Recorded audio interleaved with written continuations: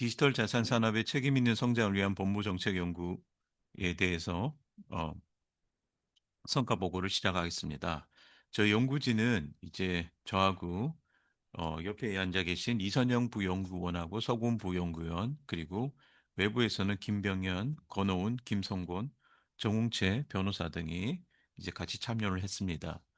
지금 이 법은 사실 이제 법무정책연구라고 제목이 되어 있는데, 핵심은 이제 금융법입니다. 이제 은행법이라고도 불리는 금융법인데, 지금 이제 기존에는 이제 소위 말하는 법정화폐, 달러나 유로 중심의 일반적인 화폐가 이제 화폐를 기준으로 지금 주식의 증권거래소라든지 이런 어떤 자산의 생성 이전 거래 이런 부분을 다뤘지만, 지금 이제 최근에 들어서 이제 비트코인이나 이제 암호화폐 등이, 비트코인으로 대표되는 암호화폐 등이 나왔을 때 이런 것들을 이제 어떤 식으로 이제 상장시키고 이걸 이제 거래소에서 거래하고 이럴 때도 다룰 것이냐. 예를 들어 어떤 한 회사의 독점을 막아야 되는 부분도 있을 거고, 여기서 어떤 부정거래가 났을 때 이에 대한 대응은 어떻게 할 것이며, 불공정거래 이런 부분에 대해서 여러 가지 이제 안들이 필요한 부분입니다. 다만 이제 이런 이제 새로운 블록체인 기반의 이런 이제 화폐들은 그 특성이 있어서 기존의 어떤 내용으로 좀 다루기 힘든 부분이 있어서 이 부분을 어떻게 이제 다룰 것이냐라는 게 이제 핵심입니다. 그래서 이제 연구의 필요성도 보면,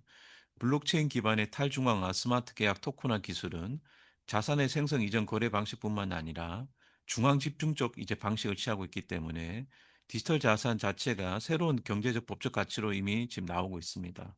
그래서 이런 부분에 대한 자산의 권리성, 거래 안전성 확보와 시장 질서 유지, 불공정 거래 규제 이런 부분들을 어떻게 다룰 것이냐가 이제 연구의 필요성입니다. 지금 이제 그와 관련해서 외국은 이제 비교법적으로 보면 EU는 이제 미카라는 이제 법률을 기준으로 이제 하고 있고, 미국도 이제 스테이블 코인 관련해서 입법 논의가 이루어지고 있고, 이런 부분이 있어서 우리가 좀 사실 이런 부분에서 뒤처졌다라는 이제 문제 의식이 있었습니다. 기존에 우리 현실은 가상자산 이용자 보호 등에 관한 법률이 1차 법률이 2023년도에 만들어졌습니다.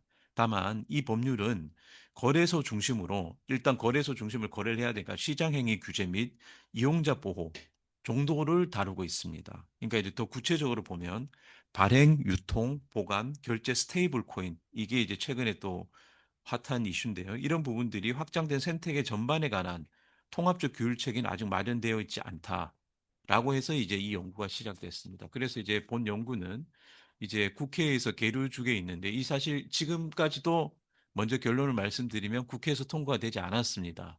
최근에서도 이제 정부안하고 그다음에 TF안 두 가지 안이 조금 다른 지점이 있어서 이 부분이 충돌되고 있는데, 스테이블 코인을 가지고 기존에 이제 한국은행 중심의 은행권과 어떤 이 구체적인 어떤 누가 사실은 이제 핵심적인 주도권을 가질 것이냐의 문제와 여러 가지 이제 디테일한 점이 있습니다만, 그걸 조율하는 상황에서 아직까지는 법률안이 통과되지 않았습니다.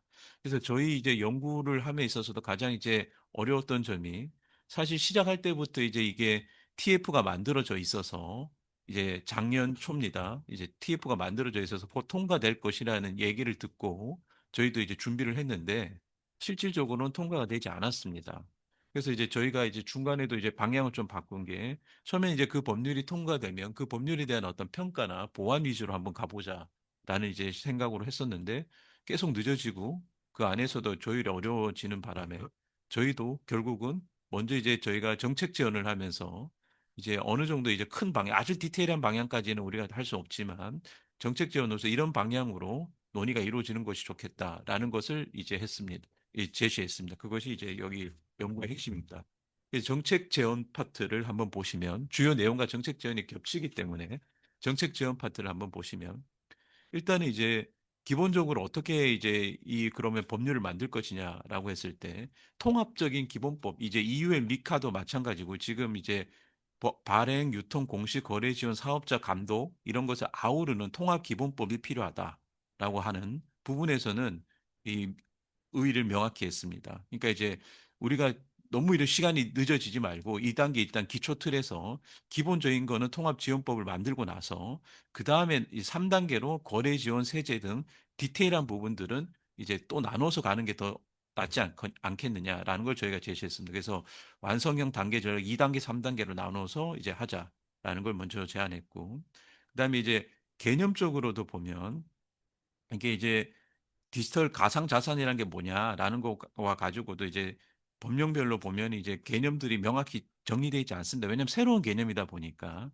그래서 이제 디지털 자산이라는 게 뭐에 대해서 이제 어떤 포괄적인 개념을 설정하는 게 사실은 어렵습니다. 구체적으로 보면. 그래서 오히려 저희는 결제형, 스테이블도 있고, 결제형, 투자형, 유틸리티형 등 기능적으로 봤을 때 기준을 세분화해서 큰 어떤 이제 디지털 자산이라는 거는 포괄적인 추상적 규정에서 이렇게 논의를 하고 나서 그 정도에 대해서 이제 개념을 정리하고 디테일한 어떤 쟁점들이 부딪히는 지점들은 기능 기준으로 봤을 때 이제 세분화해서 이제 접근하는 것이 좋다라고 이제 저희가 생각을 했습니다. 이게 전반적인 방향이 그렇습니다. 다음 부분에 하는 부분도 가상자산 사업자 이 부분도 가상자산 사업자가 도대체 누구냐, 이게 어디까지 될 것이냐, 뭐 법인도 필요할 것이 법인도 되냐 이런 식으로 이제 새로운 개념이다 보니 이런 부분에 대해서 소위 말해서 개념 정의가 굉장히 어렵습니다.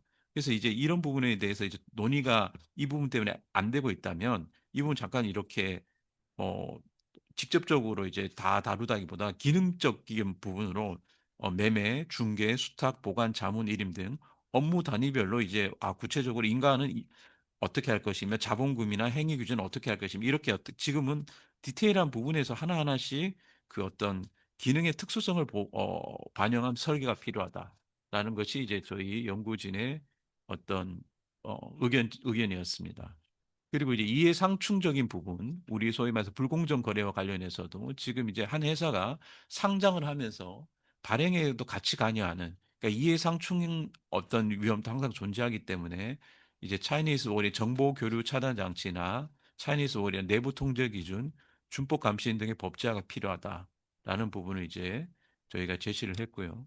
그다음에 이제 어떻게 이걸 규제할 것이냐라고 했을 때 이게 이제 알다시피 공적으로 규제해야 될 필요성도 있지만 너무 이제 규제가 심해지면 어떻게 보면 민간의 어떤 자율성이 되게 침해되는 부분도 있어서 이 부분도 우리가 구체적으로 나누어서 보자. 이제 인가나 허가나 처음 들어오는 이런 건전성 크게 문제를 뭐 예를 들어 사고를 3번 쳤다든지 쓰리 스트라이크 아웃처럼 이런 거 부분에 대해서는 공적 규제의 중심이 여전히 필요하다. 이 부분에 대해서도 뭐 시장의 자율성이 맡겨야 되겠다고 하는 것은 문제가 있다. 다만 이제 스스로 아까 말씀드린 것처럼 이해상충이나 내부 통제나 이런 준법 감시를 할 수 있도록 권장을 하면서 공시 의무나 이런 부분에 대해서 이제 권장을 하고 그렇게 이걸 어겼을 때 책임을 명확하게 하는 이런 이제 체제로 가는 것이 어떠냐라는 부분들에 대해서 저희가 어, 제시를 했습니다.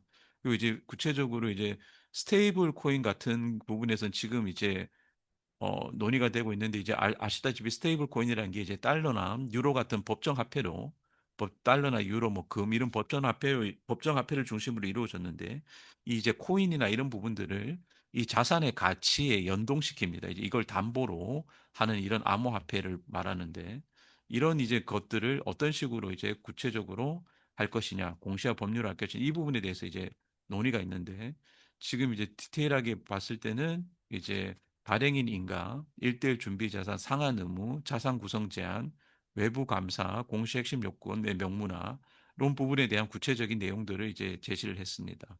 그리고 위험 기반 차등 규정. 그러니까 결과적으로는 이제 한국은행과 유관기관과 협력 체계가 필요하다. 다만 이제 위험성이 얼마나 더 있느냐에 따라서 차등적으로 규제해서 즉 위험성이 아주 높은 부분에 대해서는 기존에 어떤 한국은행이나 이런 부분에 대한 어떤 어, 기존의 어떤 법정 화폐 중심에 더 이제 강조점을 두고 그렇지 않은 부분에 대해서는 조금 이제 분리하자라고 하는 어떻게 보면 단계별 그런 어떤 균형안을 제시했습니다. 그리고 뭐 마지막에서는 이제 불공정 국제적인 부분에서 그럼 우리나라에서는 이렇게 만들었는데 이게 지금 국제적인 화폐인데 어떻게 되냐. 그러니까 글로벌 익명성으로 해서 소위 말해서 외부에서 어떤 공격이 들어오고 또 외부 거래를 세계적인 거래를 하면서 이제 문제점이 발생하면 어떻게 되냐. 이런 부분에 대해서도 지금 사실 여전히 문제가 있고 연구가 필요한 지점입니다. 이 부분은 사실은 단일 국가 차원에서는 쉽지 않은 부분이지만 어쨌든 지금 전문 ADR 이제 국제적인 흐름에서 보면 전문 ADR 분쟁 조정을 할 수 있는 기구나 이런들이 상시할 수 이걸 상시적으로 감독할 수 있는 기구가 필요하고 그다음에 이제 개척 이제 책임이 뭐 더 이제 어떻게 보면 혁신적인 그런 이제 관리 기구들이 필요하다라는 지점이라는 어떤 추상적 차원에서는 이제 제시를 했습니다. 예, 예, 이상입니다. 이 정도 예, 로 마치겠습니다.